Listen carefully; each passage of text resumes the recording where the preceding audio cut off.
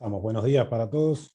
Es un gusto estar participando del Congreso Interdisciplinario COVID-19, Pandemia y Pospandemia. Les damos la bienvenida a esta mesa de discusión que se llama Desarrollo de hisopos y soluciones de transporte para la toma de muestra de SARS-CoV-2, un trabajo que fue presentado dentro del eje 6, que se denomina Innovación y Desarrollo. Esta mesa se centra en el desarrollo y transferencia tecnológica que se llevó adelante por parte de las facultades de Química, Ingeniería y la Escuela Universitaria Centro de Diseño de FAU para la creación de un conjunto de reactivos de producción nacional que sirviera para la toma de muestra en la detección de COVID. Este proyecto requirió una gran participación interinstitucional y la colaboración de varios actores, entre los que se destaca el Ministerio de Salud Pública, ACE, la Facultad de Química, la Facultad de Arquitectura, Diseño y Urbanismo, la Facultad de Ingeniería, pero también el PDCIVA y las unidades de propiedad intelectual y de convenios de la UDELAR. Ahora los ponentes les van a contar un poco más. Los voy a nombrar en orden que van a hacer uso de la palabra. En primer lugar va a participar Ricardo Facio, que es ingeniero químico y profesor titular de física de la Facultad de Química de la UDELAR. Después Pablo Raimonda, que es ingeniero químico y profesor adjunto del Instituto de Ensayo de Materiales de la Facultad de Ingeniería de la UDELAR. Rosita Delisi, arquitecta, profesora titular del área proyectual de la Escuela Universitaria Centro de Diseño de FAU. Carolina Paradosú, diseñadora industrial, profesora agregada y directora de la Escuela Universitaria Centro de Diseño, FAUDELAR, y Leticia Tejera, que es licenciada en Biología, integrante de la Unidad de Propiedad Intelectual de la Universidad de la República. Así que, Ricardo, es todo tuyo la exposición. Bueno, muchas gracias, Ulises. Bienvenidos todos. Muchas gracias por hacerse partícipe de esta instancia, que es un momento de encuentro en el cual podemos compartir toda una serie de actividades, desarrollos conjuntos que se dieron lugar durante 2020 y que se fueron en algunos casos extendiendo también el tiempo hasta momentos actuales y que, bueno, por lo pronto pretendemos resumir en esta presentación. Adelante, Rosita. Quizás para comenzar y dar un poco de contexto, tenemos uno de los videos institucionales que confeccionó la UDELAR, que a nuestro entender resume muy bien las actividades que se fueron desarrollando y que, bueno, va a ser el punto de partida luego para extender un poco más cada uno de los procesos. Así que comenzamos con la proyección del video. Gracias. La situación de pandemia de COVID-19 a nivel mundial ha derivado en escasez de insumos para la detección del virus SARS-CoV-2 y Uruguay no es la excepción. Por esto, la Universidad de la República se ha propuesto contribuir en el desarrollo de test de diagnóstico clínico para afrontar esta problemática. A principios del mes de marzo, el grupo de trabajo de la Facultad de Química, en coordinación con el Laboratorio de Fabricación Digital de la Facultad de Arquitectura, Diseño y Urbanismo, comenzaron a estudiar modos alternativos de fabricación de hisopos. Se exploró la tecnología de impresión 3D, desarrollándose numerosas versiones de cabezales de hisopos con diferentes diseños y materiales, seleccionando los de poliuretano termoplástico con vástago de poliestireno. En paralelo, se puso a punto la producción de tubos que contienen 2 mililitros de solución isotónica como medio transportador de muestras oro y nasofaringias. La versión final desarrollada es un kit que contiene los elementos necesarios para realizar una toma de muestra efectiva. Estos están siendo distribuidos en forma gratuita a instituciones como AUF, Hospital de Clínicas, Hospital Regional de Salto y Hospital Maciel. En una segunda etapa, a partir de la incorporación de la Facultad de Ingeniería y la Escuela Universitaria Centro de Diseño al equipo de trabajo, se desarrollaron cabezales de silicona de mayor confort y menor tamaño, lo que permite ampliar el rango de edades para su uso, y cabezales de fibra, empleando fibra textil sintética disponible en el país. Esta producción se realiza en el Parque Industrial del Cerro, donde se trabaja junto a emprendedoras de la red textil de la Red de Economía Social y Solidaria. Gracias al trabajo coordinado de la Unidad de Propiedad Intelectual de la Universidad de la República y a la Unidad de Valorización de Investigación y Transferencia Tecnológica de PDCIVA, se está realizando la transferencia tecnológica a varias empresas nacionales para que produzcan a gran escala los kits de toma de muestra y diagnóstico en base al conocimiento desarrollado por la Universidad de la República. Estos desarrollos son una verdadera innovación tecnológica y social, ya que diseño, procesos y tecnología se conjugan para resignificar el saber de mano de obra uruguaya. La Universidad de la República responde como un actor fundamental para hacer frente a la crisis sanitaria, poniendo la ciencia al servicio del país.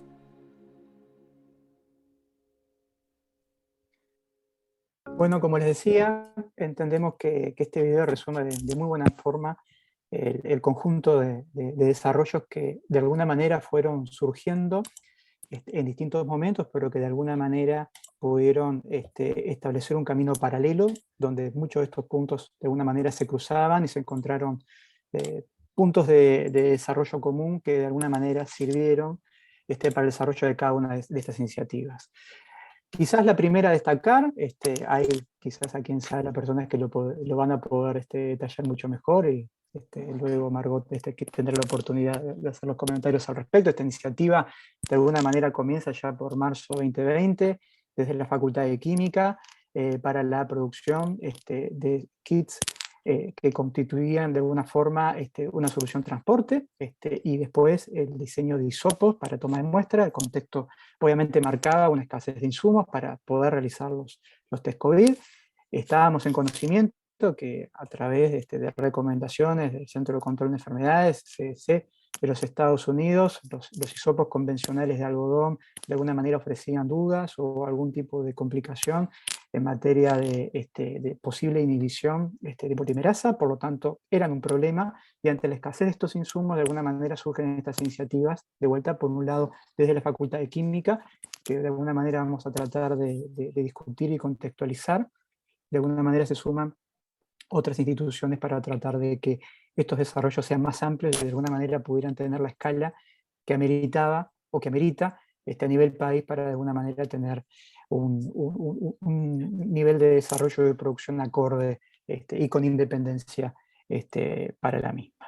Así que bueno, de alguna forma esta iniciativa que en primera instancia se desarrolló en Facultad de Química, permitió, gracias al desarrollo de prácticamente todos los departamentos docentes de la facultad, el departamento de Química Clínica, el departamento de Biociencias, el departamento físico-matemático, que se llama el tema, el departamento de Química Orgánica, el departamento de Campo, Ciencia y Tecnología de los Alimentos. Ese video de alguna manera muestra, al igual que esa foto, los grupos docentes que se fueron confeccionando para poder preparar estas soluciones de transporte en un momento complejo de pandemia, donde de alguna manera los aforos eran realmente un problema. Se establecían cuadrillas para poder hacer un uso racional de los espacios, y ni que hablar de los recursos necesarios para compensar ese tránsito hacia la confección de estos kits de transporte. Así que bueno, fue una etapa muy, muy importante que requirió un trabajo de coordinación muy importante, liderado en gran parte acá por la profesora Margot Paulino también. Y bueno, que de alguna manera me gusta decir que abrió camino. Yo no era parte de esa iniciativa al principio, me sumé al final. Estableció el camino para una serie, se quiere, de análisis con posterior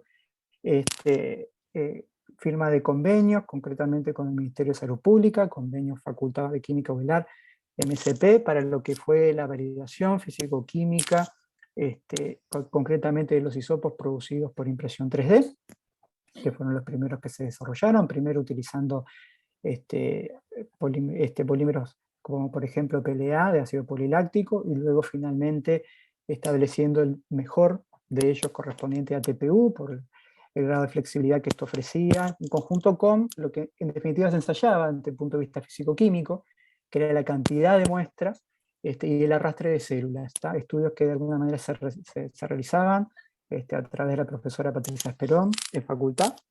Luego, y también desde este proceso, como les digo, de intercambio constante con colegas de distintas disciplinas, con la unidad de otorrinolaringología del Hospital Maciel, a través del doctor Charlone y Federico Martínez, ensayos que de alguna manera establecían cuáles eran las características para el pasaje a través del lugar que debían pasar, su deformación y su potencial carga y raspaje de pared, para justamente tener una toma de muestra adecuada en ese sentido. Bueno, esa segunda etapa de alguna manera luego seguía también de un proceso de control de esterilización, tanto de los hisopos como de las soluciones de transporte, la realización del propio proceso con el control obviamente establecido del mismo en distintos periodos de tiempo, para luego llegar a lo que fue la validación in vitro, también convenio específico UDELAR Ministerio de Salud Pública, de LSP, para realizar justamente lo que era control directamente in vitro de soluciones positivas y negativas para la no inhibición de polimerasa.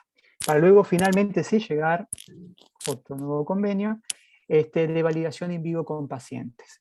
Este primer proceso de alguna manera permitió concretar el mismo mediante la habilitación de este kit, de la habilitación para la producción de los mismos, que también fue apoyado mediante el proyecto de la Comisión Sectorial de Investigación Científica, que en aquel momento de alguna manera estableció un llamado y la facultad recibió un apoyo que nos permitió de alguna manera como institución producir, gracias a todo este proceso, aproximadamente unos 7.000 kits.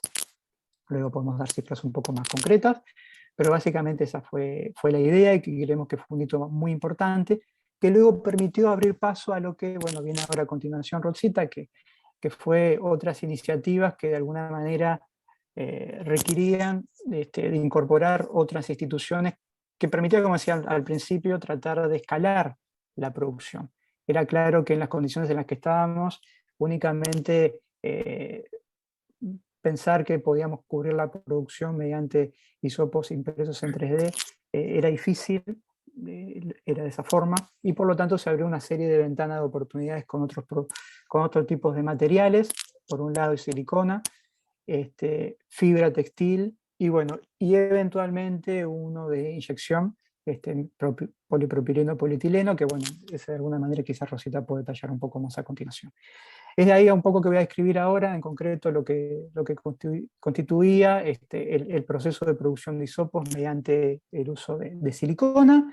En primera instancia, una silicona de uso odontológico de grado médico, que bueno, de alguna manera también tenía que tener una serie de características, concretamente la no inhibición de polimerasa, con el desafío de jugar hacia un diseño que permitiera una buena carga de material, en conjunto con una buena remoción de células. Esto es un delicado balance, la fibra en ese sentido es el material que por excelencia se utiliza y se sigue utilizando, por la necesidad de poder, digamos, captar la mayor cantidad de material, pero al mismo tiempo jugar con material que quizás no tenga esas ventajas desde el punto de vista de la carga, pero que sí de alguna manera ofreciera la posibilidad de una buena remoción de células de pared a nivel nasofaringeo.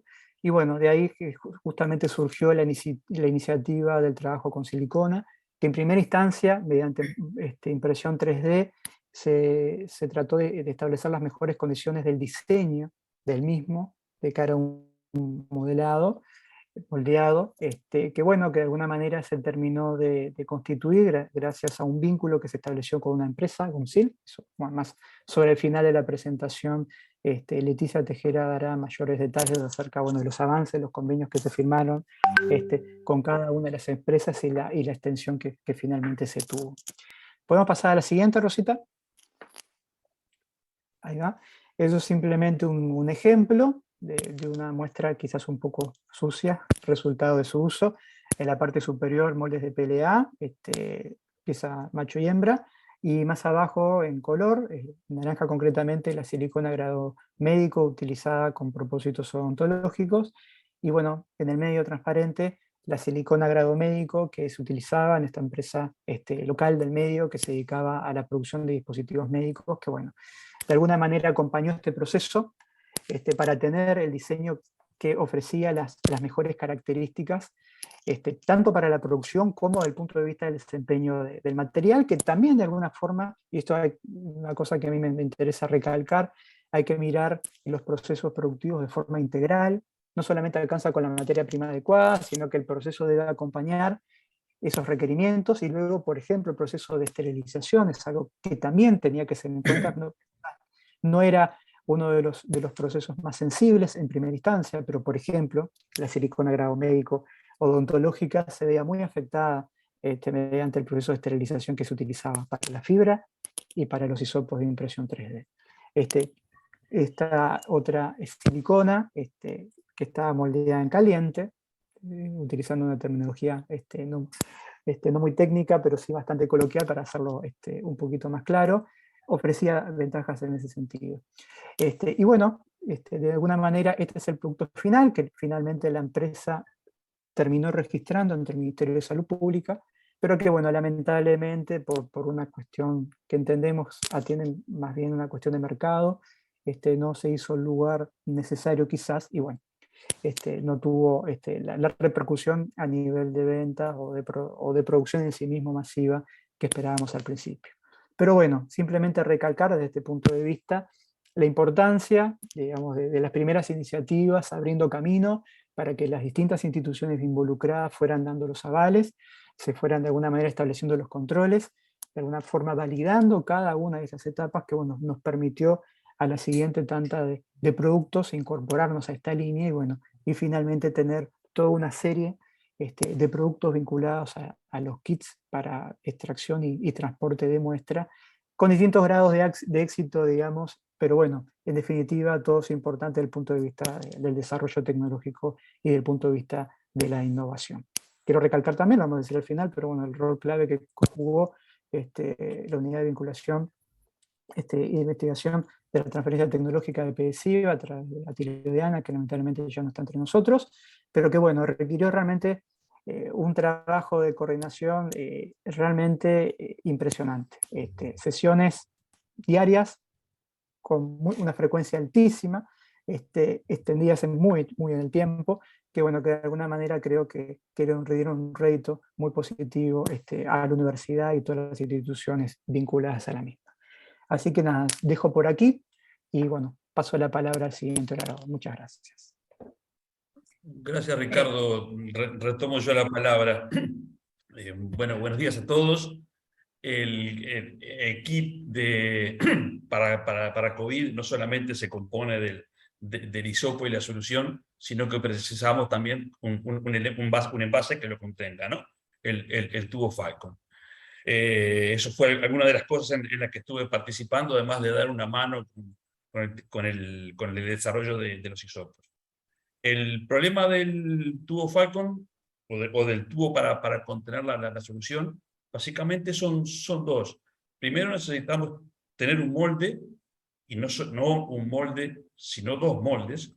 Precisamos el molde para el tubo y el molde para la tapa, y después alguien que sea capaz de producir tanto el tubo como la tapa.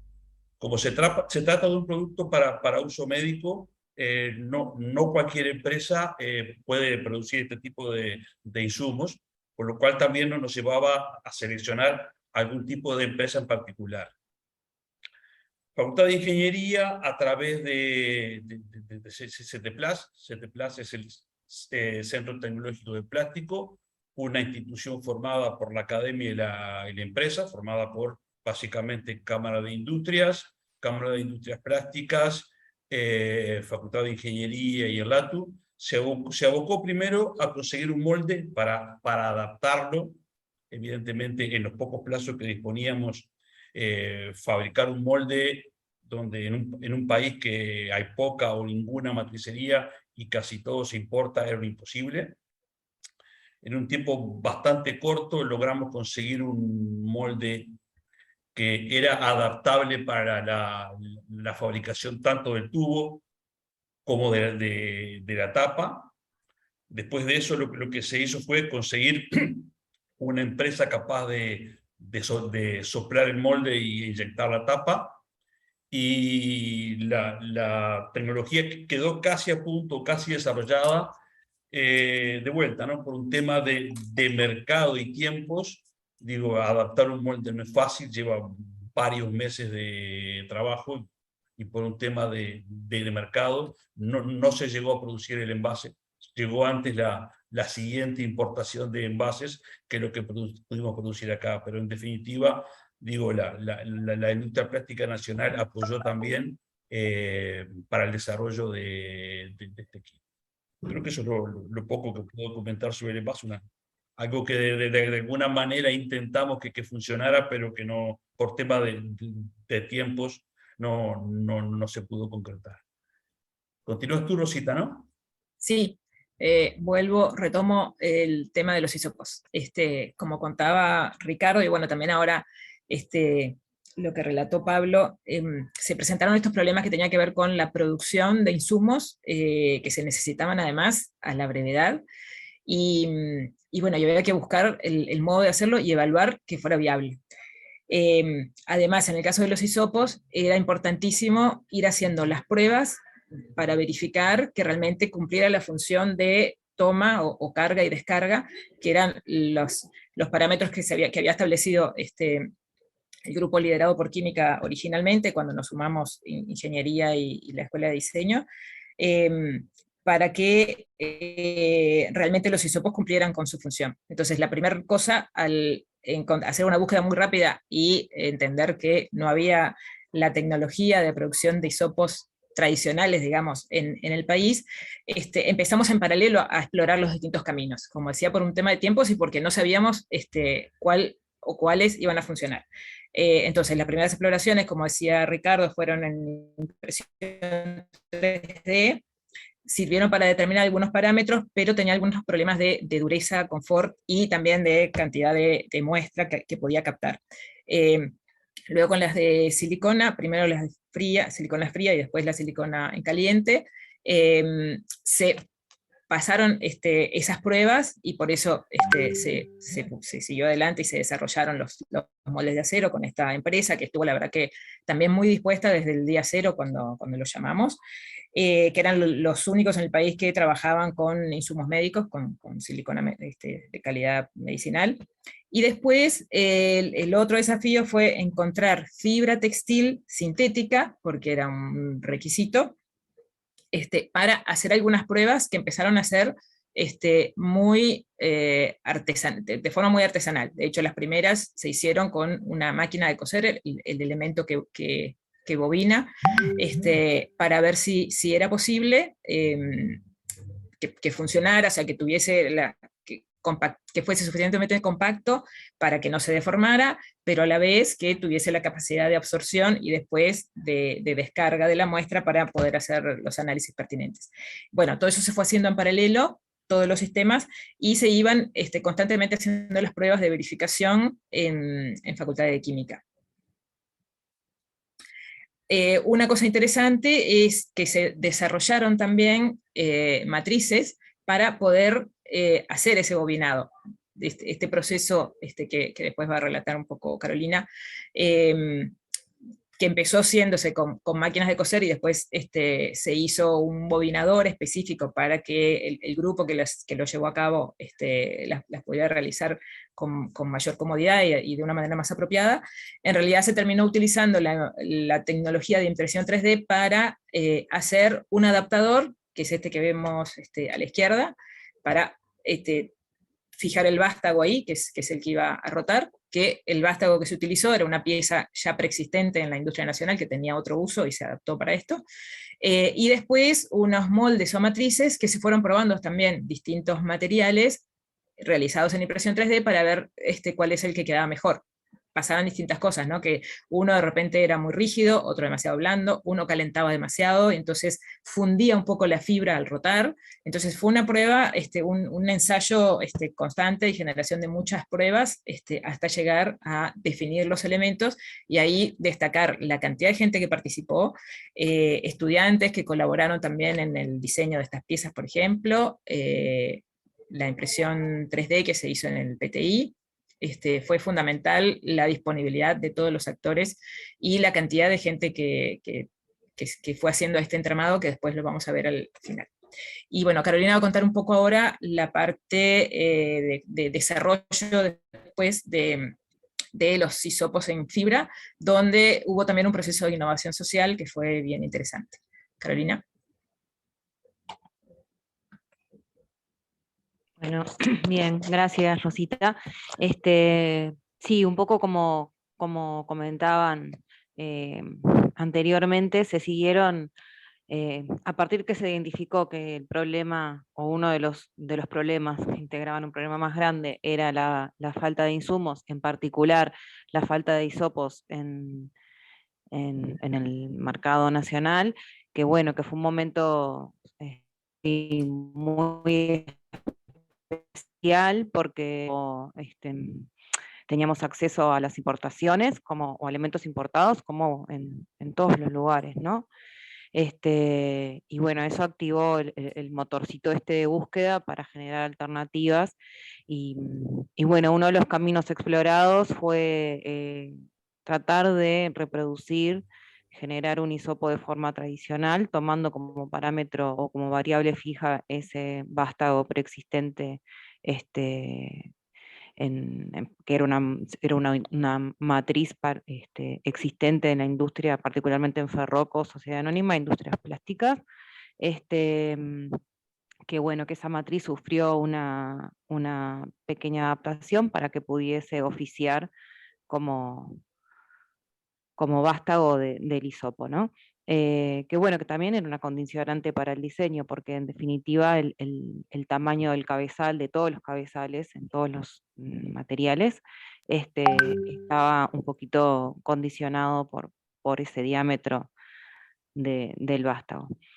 Pero bueno, a partir del conocimiento con actores digamos, a la vieja industria textil, que desde la escuela, de distintos docentes y estudiantes, egresados, se tenía, pudimos llegar a identificar un importador de fibra textil sintética virgen, una industria textil dedicada a realizar túnicas y gorras y demás para el área médica, y también otra línea de producción que es la de hotelería. Esta industria es Coltex, Sociedad Anónima, que bueno, que también colaboró al comienzo en realidad en todo el proceso, ¿no? Lo que fue proveernos de distintos tipos de fibra, composiciones y demás, las cuales a las cuales pudimos acceder y a través del tema acceder a distintos estudios y también de Facultad de Ingeniería para poder bueno, corroborar que fuera una fibra de calidad apropiada para, para, este, para este uso. Siempre tomando como elemento de contraste, digamos, o de comparación, el hisopo importado que Salud Pública estaba utilizando. Bueno, y a partir de ahí fuimos generando, ¿sí?, distintas, digamos intuitivamente, empíricamente, probando formas bastante caseras de poder acercarnos a una forma de fabricación, hasta que, bueno, logramos generar de un modo teórico un proceso productivo y en paralelo identificar los distintos actores que podían llevarlo adelante.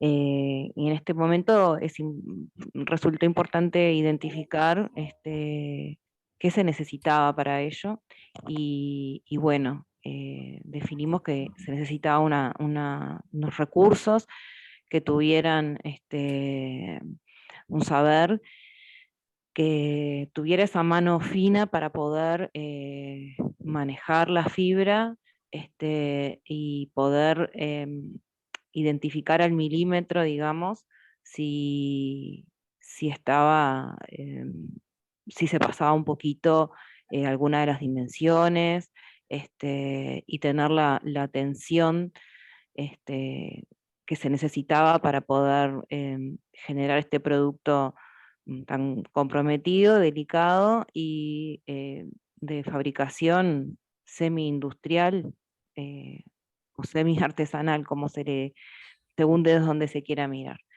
Bueno, entonces para ello sí se comenzó trabajando, reenfocando a la máquina de coser, se tomó en cuenta el bobinador que traen las máquinas y se generaron esos adaptadores que mostraba Rosita al principio para que todas las máquinas pudieran recibir el vástago y sobre él poder empezar a contornear y bobinar manualmente esas suertes de pompones de fibra bueno, que antes pasamos un proceso de identificar qué tipo de fibra en su composición, si siliconada, sin siliconar, termofusionable o no, en qué cantidad, y bueno, pudimos también identificar los elementos necesarios para poder llegar a eso y establecer primero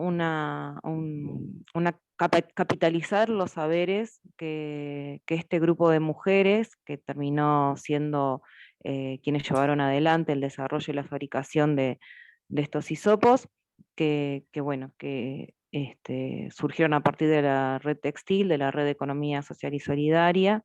Desde la UCD en particular se está en un contacto de intercambio con la Coordinadora de Economía Social y Solidaria, y bueno, pudimos convocar y conformar este grupo, que se terminó, eran todas mujeres, todas monotributistas sociales MIDES, y pudieron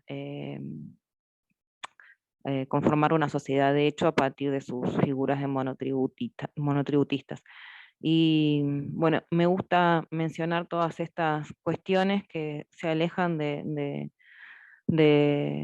hallazgo científico, pero que es muy importante porque sin esto no se hubiera podido haber constituido, y que entendemos involucra otra variable de la innovación, que es la innovación social, ¿no? Bueno, también a partir de un espacio disponible en el Parque Tecnológico Industrial del Cerro, pudimos adaptarlo y conformar un espacio adecuado para que se generara una línea productiva que pudiera fabricar en el entorno de entre 3 y 5.000 hisopos mensuales. Para ello nos acompañó también la UEC, la Unidad de Estudios Cooperativos de la CECIAM, que acompañó a las emprendedoras en poder llevar esto a una línea de negocios válida, digamos, porque bueno, ellas centraron durante esos meses su trabajo en la realización de estos hisopos, que finalmente, después de estar realizados, se mandaban a esterilizar al mismo laboratorio que fueron esterilizados los demás, Mediplast, y bueno, y la realización de estos primeros hisopos fue posible también, retomando lo que decía Ricardo, a los trabajos de Leticia Tejera y bueno, en su momento Atilio, tanto por PDCIDA como por la Unidad de Propiedad Intelectual de CSIC, que bueno, que nos fueron poniendo en contacto a los distintos actores con otros actores de la sociedad, en particular un laboratorio. Surgen que dentro del sanatorio americano, el hospital americano, bueno, pudimos llegar a un acuerdo. Pudimos, digo, porque desde UDELAR estuvimos un poquito articulando y acompañando para que se pudieran financiar esas primeras producciones. Me quedo corta, creo, con la cantidad de actores. Cada vez que voy hablando me van surgiendo, y ayer de noche seguía pensando y decía, nos faltó. Y bueno, intentamos reproducir, plasmado en esta placa los factores, pero seguramente que faltó alguno, así que desde ya nos disculpamos. Y bueno, en particular yo tengo, creo que todos, algunas reflexiones sobre este proceso que terminó, o que bueno, o que quedó en un lugar, pero de repente lo dejamos para el intercambio, y le doy lugar a Leticia, que bueno, que quizás nos pueda contar un poquito mejor y más precisamente sobre esas transferencias de conocimiento. Gracias, Carolina. Siguiente, Rosita, gracias. Bueno, un poco ya mis compañeros han venido adelantando el tema de la transferencia de conocimiento. Yo me incorporé, si se quiere, en las fases un poco finales de este proyecto, cuando ya estaban prácticamente todos los hisopos prontos para ser transferidos a algún actor del entorno productivo y social, como decía Carolina. Tuvimos esta empresa con características particulares. Bueno, en esa fase en la que yo me incorporé al proyecto, que ya estaban estos hisopos casi prontos y por supuesto era necesario encontrar alguna empresa o algunas empresas que fueran capaces de producirlos y venderlos. Ese proceso que se llama transferencia, bueno, de conocimientos, aquí todos los que están presentes en la mesa son familiares con estos temas. Tenemos incluso algún participante que es parte de una empresa y entonces conoce bien también de lo que estamos hablando, pero para los que nos puedan escuchar luego en el video que vaya a quedar colgado, esta fase de transferencia de desarrollos de tecnologías desde el entorno académico al sector productivo es una fase compleja, es una fase que lleva su tiempo, y que en muchos casos está destinada al fracaso. O sea, esa es la realidad. No es solamente algo que ocurra en la Universidad de la República o que ocurra en Uruguay, sino que ocurre en todo el mundo. Los procesos de transferencia son procesos complejos. La vinculación entre el sector académico y el sector productivo es difícil porque son dos mundos diferentes, con lógicas diferentes de trabajo, con problemas diferentes. Por supuesto, tienen objetivos diferentes.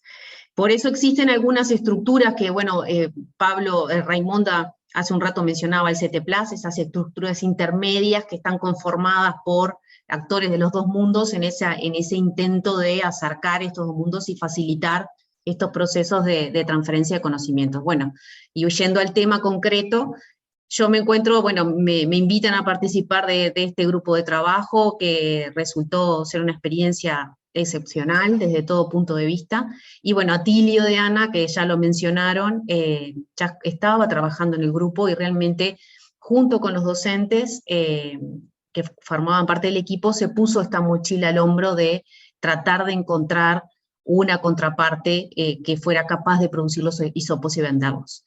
O sea, tenían, como ya mencionaban los compañeros, habían como varias posibilidades, o que una empresa fuera capaz de producir los kits enteros, comprar los tubos, hacer la solución transportadora, fabricar los hisopos o ensamblarlos, o alguna empresa que fabricara algún hisopo separado. O sea, habría varias posibilidades y bueno, se empezaron a buscar empresas, los docentes conocían empresas, algunas de las empresas ya estaban en el radar. Atilio, como decía, estuvo buscando muy intensamente empresas y también hicimos un llamado a empresas interesadas, que se difundió de diferentes medios, de diferentes formas.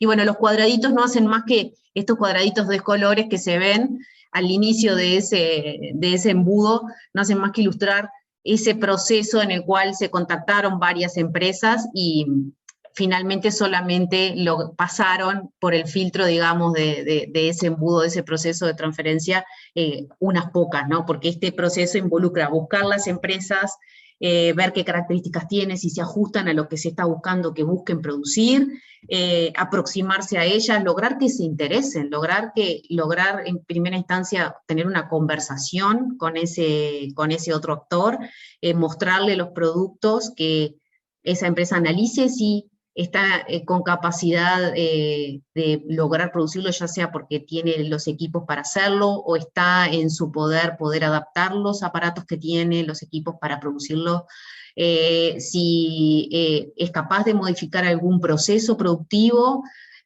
Todo eso hace a que podamos tener muchos candidatos, pero finalmente los que están con capacidad e interés de embarcarse en esto sean muy pocos.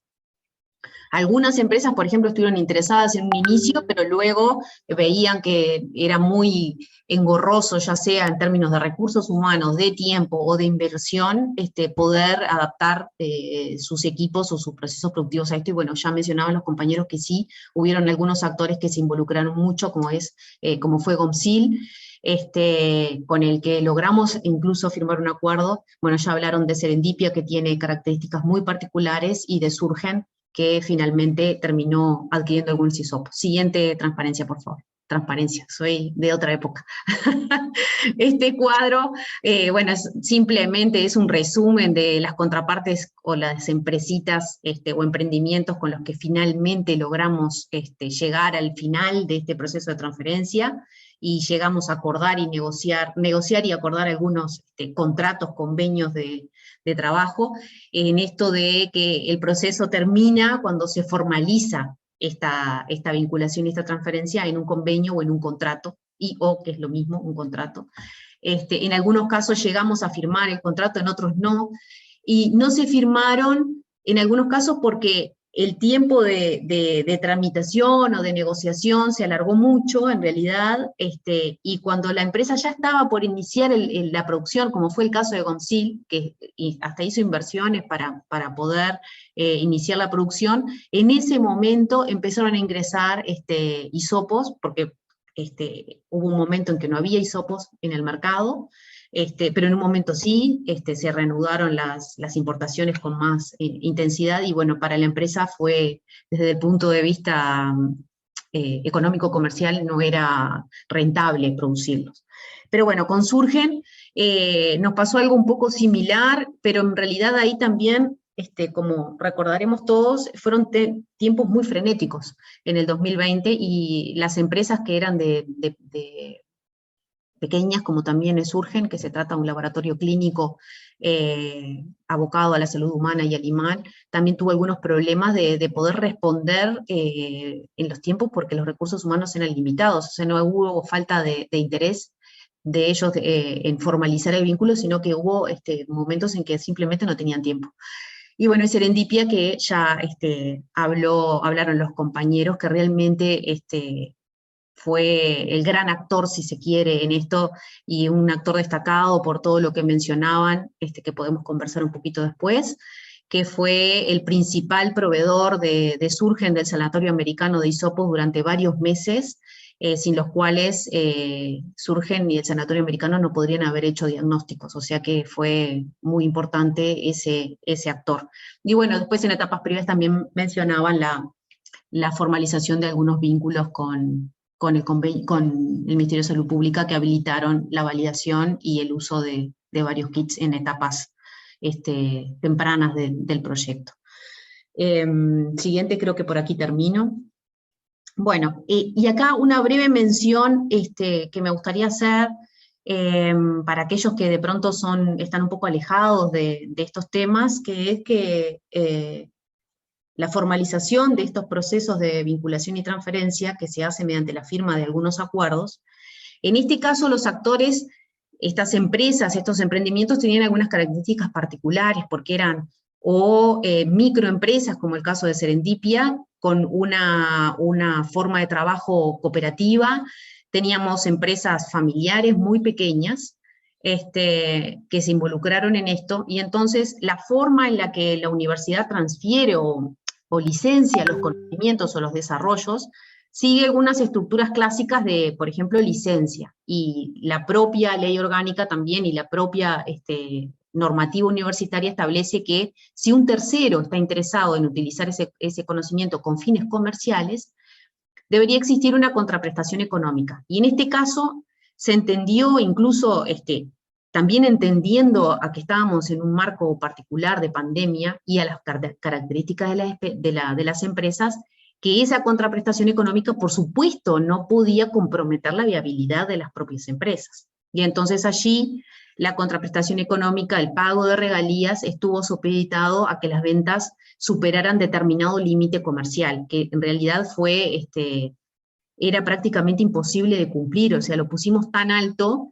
para que las empresas tuvieran la capacidad de producir con tranquilidad sin estarse preocupando de esto y que por supuesto no las comprometiera, no comprometiera la viabilidad del proyecto. Y como en todos los convenios de este tipo, la UDELAR siempre reserva, siempre conserva el derecho de utilizar esos conocimientos, esos desarrollos con fines académicos, de enseñanza y de investigación en todos los campos, sea para el que se le permitió a la empresa, o sea, se le transfirió esa tecnología como cualquier otro que pueda surgir.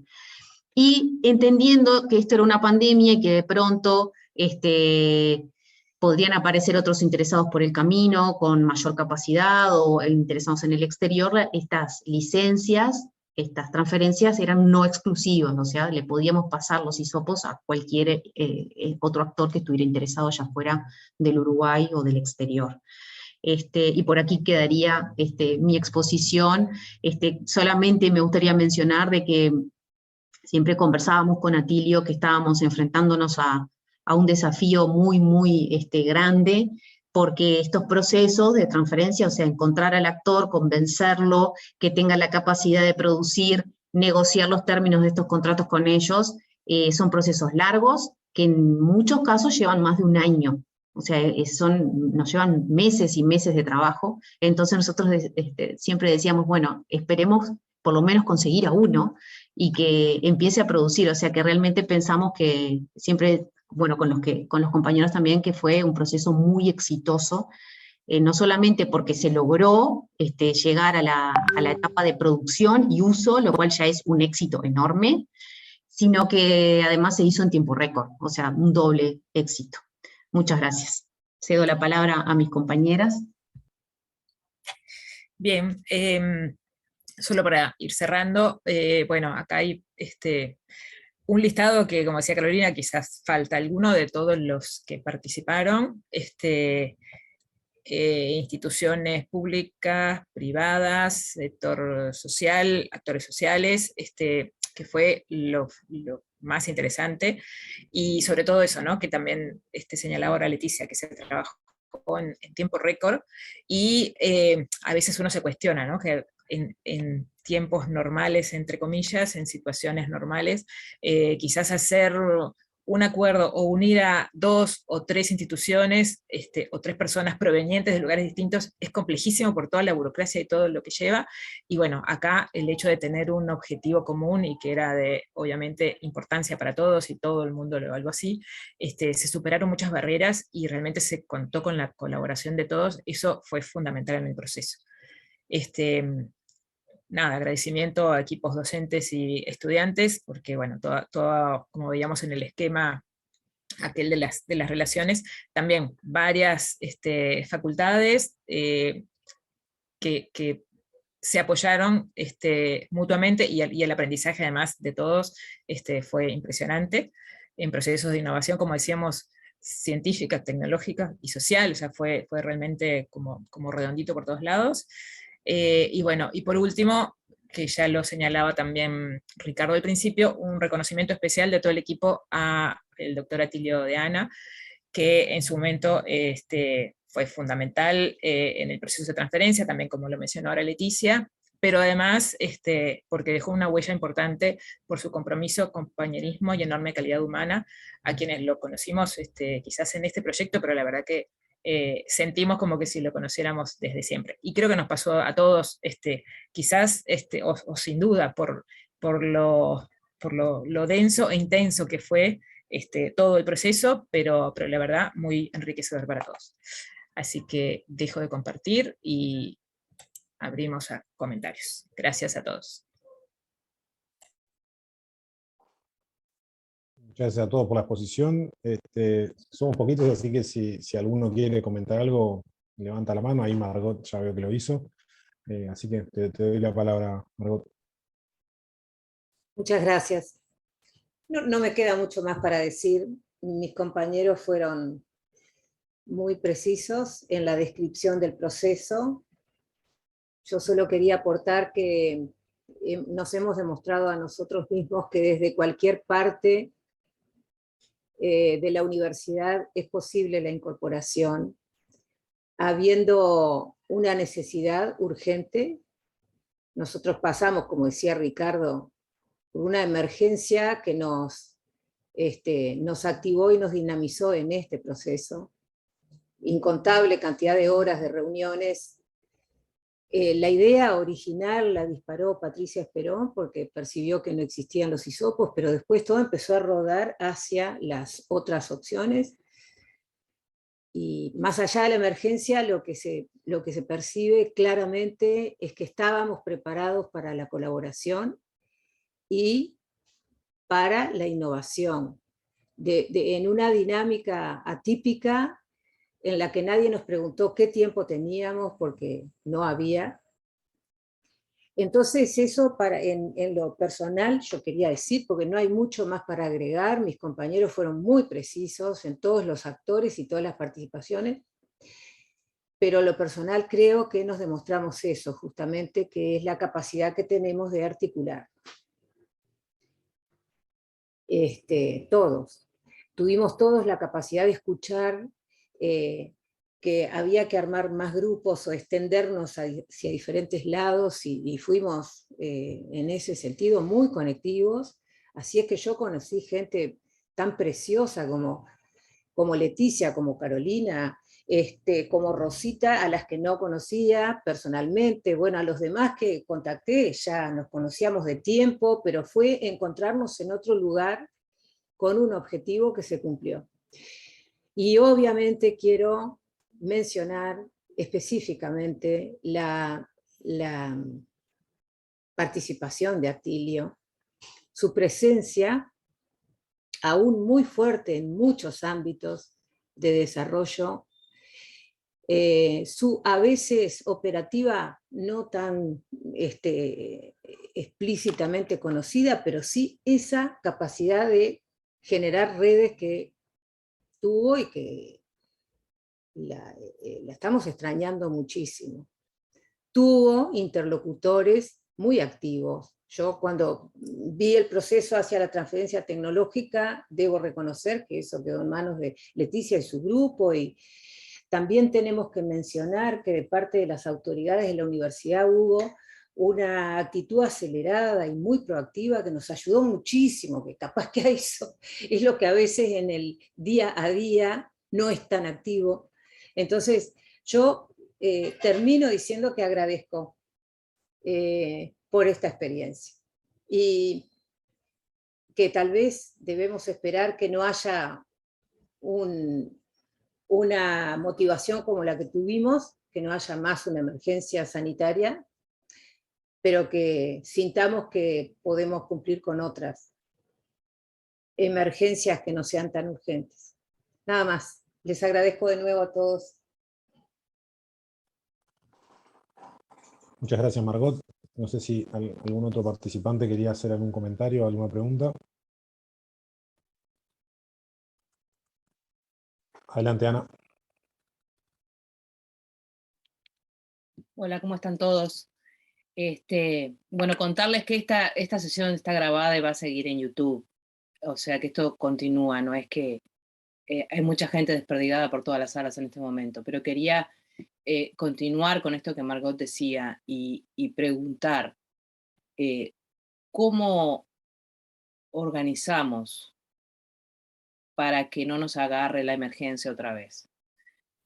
¿Cómo salimos de este modus operandi en que tratamos de volver a la normalidad y como pasar la hoja y continuar con la vorágine de cosas que cada cual tiene que hacer, y cómo no perdemos esa posibilidad de actuar y de coordinar estos esfuerzos sin la necesidad de la emergencia?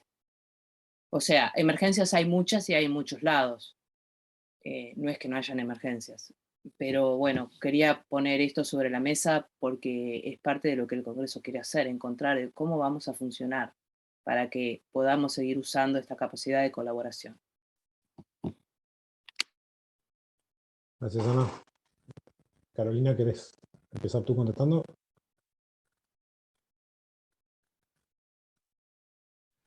Sí, gracias. Hola, Ana. A mí es algo que quería traerlo a la mesa de intercambio, es una preocupación.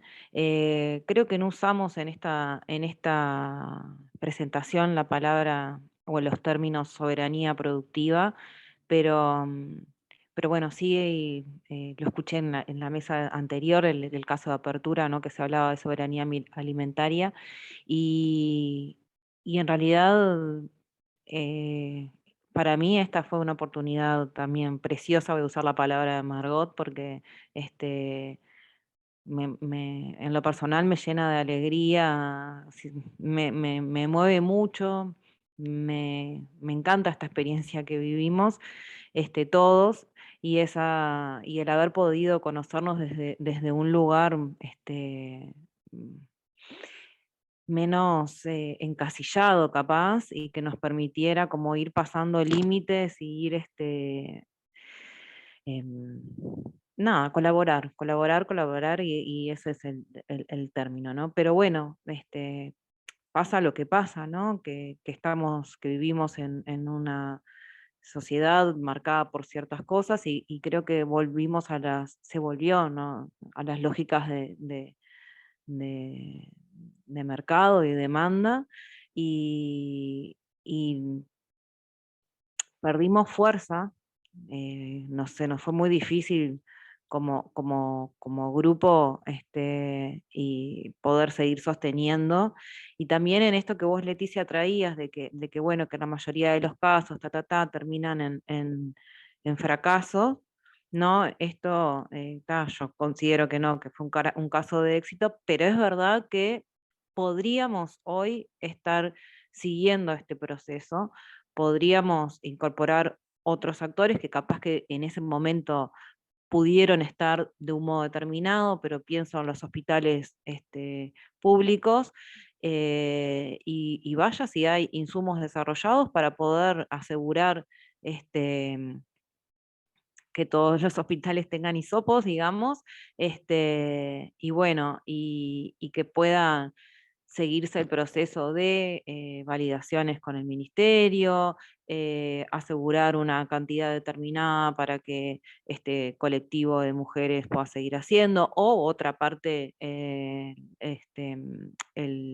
los hisopos en silicona para esa empresa que también se generó un conocimiento muy importante, y bueno, y que quedó ahí. Entonces, creo que hay hay posibilidades de seguir trabajando. Quizás nos falta volver a poner sobre la mesa el tema y incorporar algún actor más. Yo creo que el Hospital de Clínicas es un actor fundamental en esto. Y bueno, y termina habiendo una óptica de las políticas públicas que, bueno, que ahí el diálogo y la permeabilidad entre universidad y generadores de política está tensionado, y hay quizás también a mí me gusta siempre mirarnos, ¿no? Y ver qué podemos hacer mejor. Quizás hay una instancia de comunicación o demostración que particularmente en estos asuntos, ¿no? de salud, de producción, reconociendo la producción como está hoy en el Uruguay, y es así, pero se pueden hacer cosas. Y se pueden hacer cosas para nosotros. Y en eso entiendo que el Estado es un actor fundamental, y la universidad claramente también. Por ahí la reflexión. Gracias, Carolina. Ricardo, te doy la palabra. Gracias. Bueno, un poco en ese mismo sentido que acaba de explicitar Carolina, yo la sensación que tengo y la síntesis que hago de todo este proceso es que obviamente que muchos ganamos, más allá de la pandemia. Creo que se terminaron tendiendo redes quizás que habían quedado un poco colgadas en el tiempo. Esto permitió dinamizar. Yo sabía lo que hacía la escuela de diseño, sabía lo que hacía ingeniería, pero no de esta forma. Creo que todos aprendimos de cada uno de los lugares que nos tocó actuar, y hoy por hoy tenemos más información. Hacemos cosas que al otro le sirve, Y eso es algo que siempre la universidad lo tuvo y lo va a seguir teniendo, quizás un poco más oxidados, luego este proceso dinamizador estamos un poco mejor, pero debo recalcar que quizás en la etapa final, en lo que fue la transferencia, y teniendo actores a nivel del sector productivo ávidos e interesados de poder de alguna manera hacer uso de esto, nos encontramos con esta cuestión que si se quiere más bien a nivel gubernamental y demás, de bueno, cómo acelerar estos procesos de habilitación y también procesos públicos de alguna manera que favorezcan lo que es la independencia de producción nacional, ¿no? Es así como dijo Leticia, en el caso concreto de Silicona tuvimos un muy mal timing, porque cuando estábamos prácticamente todo a punto, la empresa habiendo hecho toda una inversión para preparar una sala, llamémosla entre comillas, sala blanca de producción y demás, se volvió a habilitar la importación de hisopos, con condiciones que no quiero aquí detallar, porque implica quizás cosas que no es conveniente decir, pero quizás un poco alejada de las prácticas que veníamos nosotros desarrollando de validación. No sé si todo lo que a nivel país se está importando tiene el mismo control que se nos exigía a nosotros de aquí a nivel de producción, y eso fue no una clara, una clara pérdida de competitividad por el tema del precio, fue empatar el precio, y tampoco se optó por ese camino. Entonces, también creo que falta de determinados actores de alguna manera ver o valorar de otra forma lo que era la producción nacional, que hoy por hoy ofrecía una serie digamos, de certezas que quizás al importador no era tanto. Entonces, bueno, creo que la última parte, la etapa final, de alguna manera faltó quizás un poquito más de compromiso y más de perspectiva, ¿no? Porque esto eran hisopos, pero hoy por hoy puede ser cualquier otro tipo de producto médico. Hemos visto derivaciones, por ejemplo, vínculos con la Facultad de Veterinaria, de tratar de utilizar determinados productos derivados, por ejemplo, aquí de la pandemia, de producción de silicona, para hacer catéteres para animales, o hisopos para hisopado de animales, concretamente, o kits, por ejemplo, de extracción de ADN. O sea, hay toda una serie de aplicaciones y de procesos productivos que de alguna manera se pueden ver beneficiados de este proceso. Pero es necesario de alguna manera que esto se proyecte. Creo que la universidad tiene claramente esa vocación de hacer y demostrar lo que hace, pero claramente necesitamos de alguna manera los actores directamente involucrados que sepan de mejor forma cuáles son las ventajas que se tienen, lo que significaría a nivel país contar, por ejemplo, apoyos, no solamente a la investigación, sino para que las empresas promuevan de alguna manera la incorporación de este tipo de procesos productivos para poder vender algunas y poder comprar otras, y ni que hablar a nivel de los hospitales públicos, ¿no? Así que creo que, más allá de esos sinsabores que vienen al final, creo que la síntesis es que hoy por hoy nos conocemos mucho más, hay puentes que ya están tendidos, hay cursos que se están realizando como consecuencia de estos vínculos que se han promovido. Creemos que tenemos que profundizar en ese sentido y salir a mostrar mucho más lo que se puede hacer. Lo que se hizo como aprendizaje de que podemos hacerlo, y obviamente a nivel futuro de las cosas que pueden llegar a venir. Nada más. Gracias. Gracias, Ricardo. Rosita. Sí, yo quería justo retomar algo de lo que decía Carolina sobre la soberanía productiva, que fue algo que cuando empezamos a buscarlo primero, ¿no? Si había alguien que produjera o que en su momento hubiese producido hisopos y que se tuviese alguna tecnología.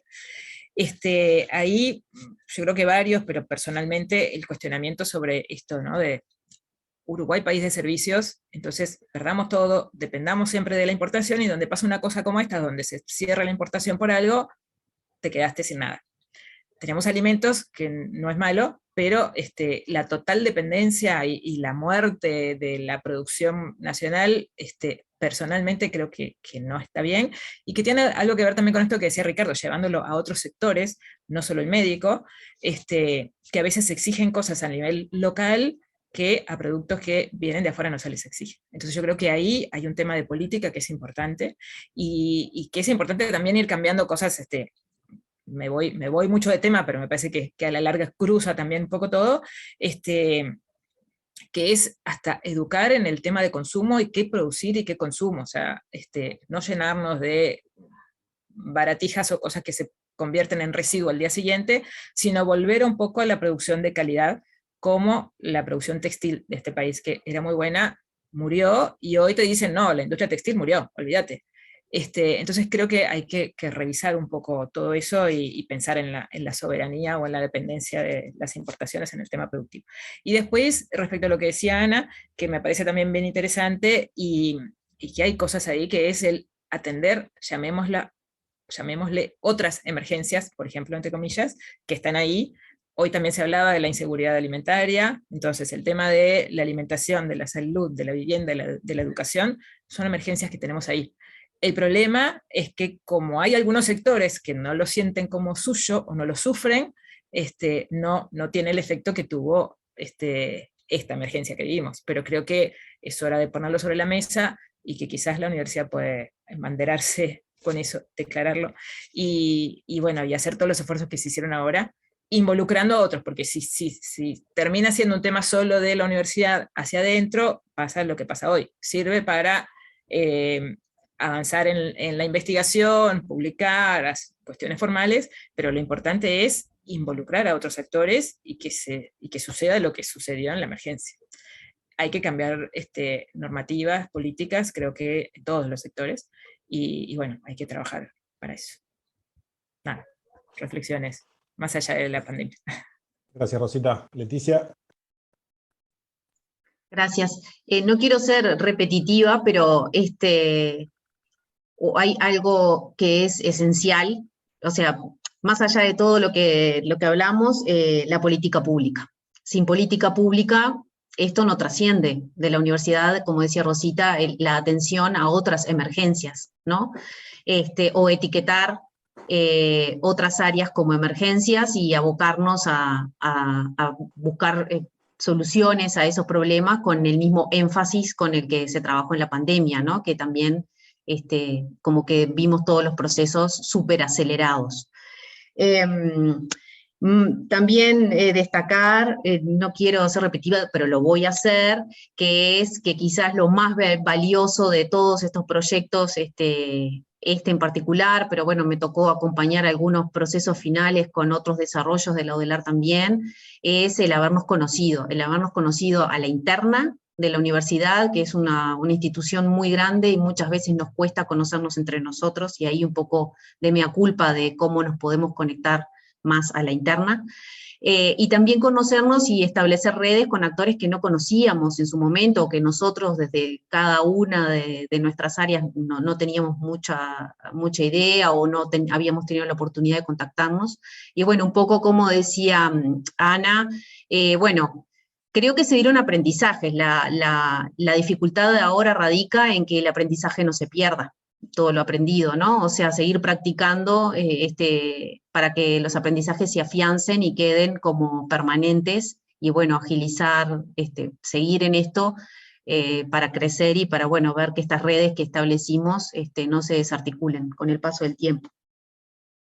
Y lo otro que también se mencionó por allí, que bueno, durante todos estos proyectos que se dieron en la universidad, en en particular y en otros en general, hubieron algunos actores del sector público muy comprometidos, como fue el Ministerio de Salud Pública, por supuesto, pero luego nos encontramos en algunos estadios con otras dependencias del Ministerio de Salud Pública, como son las áreas de evaluación, de registro y evaluación de productos o dispositivos médicos, con los cuales sinceramente nos dimos contra un muro. Entonces, y esas áreas, bueno, en algunas de estas etapas de transferencia y de comercialización, fue un poco difícil para algunos de los actores del sector productivo poder dialogar con las áreas de registro y habilitación y poder cumplir con los requisitos que se requieren para el registro de las empresas y la habilitación, la habilitación de las empresas y el registro de algunos productos, que para empresas que ya están en el rubro, bueno, aquí está Andrés Sabín, que ya tienen habilitaciones para producir y que tienen registro de productos, hacer un registro nuevo de pronto es algo fácil, ya saben todo lo que tienen que hacer, tienen los técnicos o el conocimiento para recorrer todos esos procesos.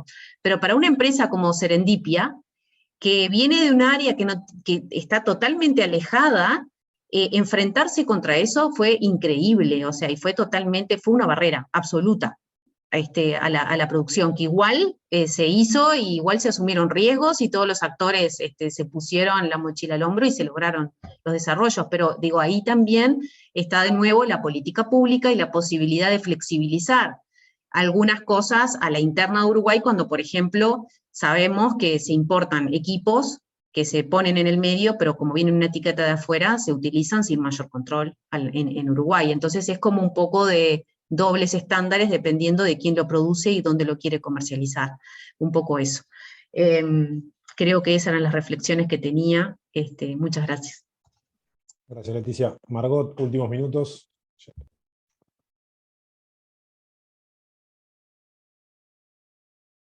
Está silenciada, Margot.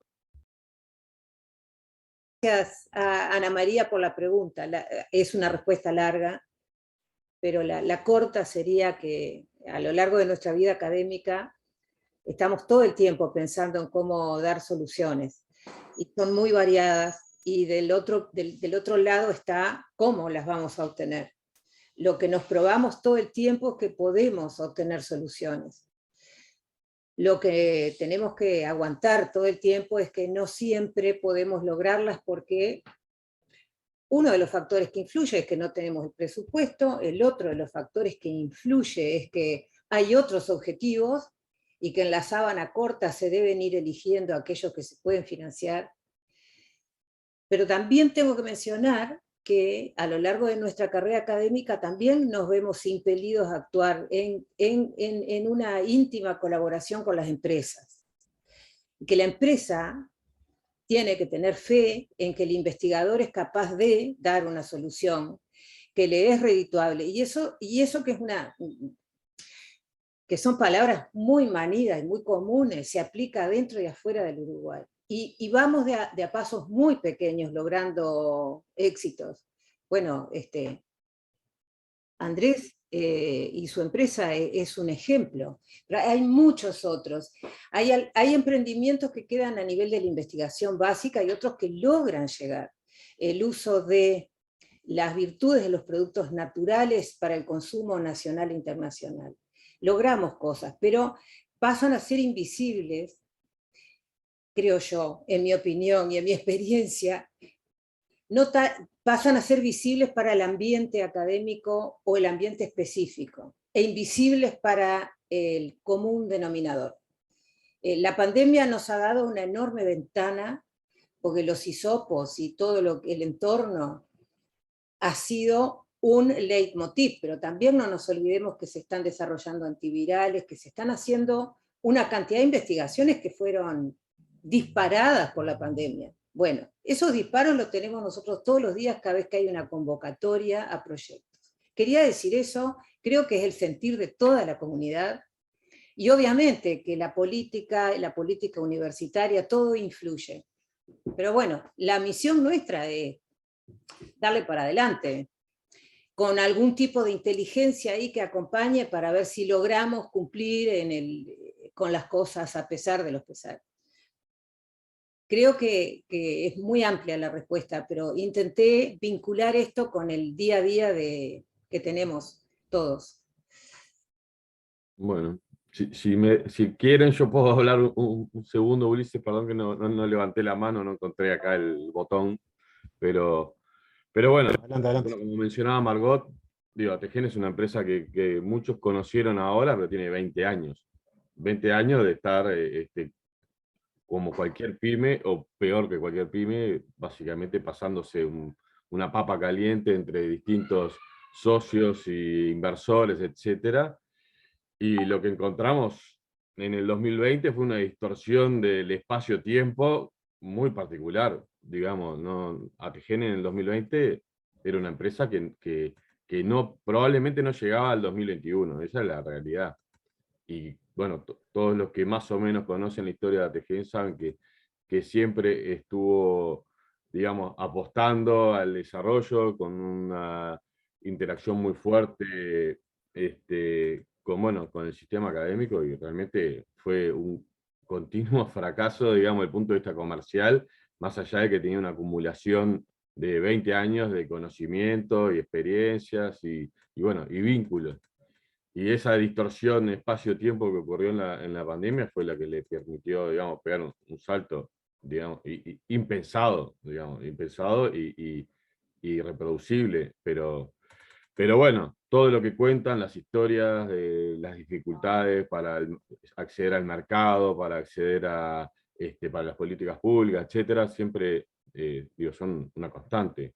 Un Estado que por un lado es esquizofrénico, porque por un lado financia o otorga facilidades para hacer desarrollo, pero por otro lado no otorga ninguna facilidad a la hora de comparar o favorecer a lo nacional. No es un problema político ni político partidario, porque es la historia del Uruguay, o sea, no es de ahora ni de antes, es permanente. Y nada, eso ha sido así históricamente, y de hecho ahora en la pandemia mismo vimos que durante un periodo de tiempo que no había alternativa, bueno, nosotros podíamos proveer un montón de cosas que después dejamos de proveer porque sí aparecieron alternativas, o sea, esa distorsión, sobre todo la parte de producción, fue muy breve en el tiempo, digamos, haber durado menos de un año, no sé, ustedes lo saben capaz que mejor que yo. Nosotros después nos focalizamos, o prácticamente toda la pandemia nos focalizamos fundamentalmente a los servicios, y ahí sí, digamos, no podía aparecer un actor externo, digamos, extranjero, y bueno, ahí podíamos trabajar mejor que en la producción que bueno, duró lo que duró, y fue relativamente breve, digamos. Pero está, nada, eso más o menos coincidiendo con lo que ustedes estaban comentando. Bien, muchas gracias Juan Andrés, gracias a todos. Ahora a las 11 empieza la siguiente mesa. Parte de este encuentro, de este momento, de todo el Congreso en realidad es compartir las experiencias, pero también poder identificar actores, poder dejar para la posteridad un poco el trabajo que se hizo, que a veces cuesta mucho documentarlo, cuesta mucho, pero por eso lo estamos grabando, por eso lo vamos a dejar disponible. Y en este caso había toda una experiencia súper interesante que valía la pena contar, que va desde la necesidad que había en el país, que como dijeron era un shock extraño y particular, pero todos los siguientes pasos los necesitamos dar y los tenemos que dar como país para lograr ese desarrollo. Es necesario la investigación básica, es necesaria la investigación aplicada, es necesario el contacto con el mundo productivo, la transferencia tecnológica, y que después esa transferencia tecnológica logre tener éxito, porque si no el proceso siempre se corta en algún punto. Así que muchas gracias a todos por participar, y bueno, los invito a seguir en la siguiente mesa que va a moderar Juan Andrés. Así que un saludo para todos. No, gracias a todos. Buena jornada, gracias a todos. Buena jornada, Saludos. gracias. Que pasen muy bien.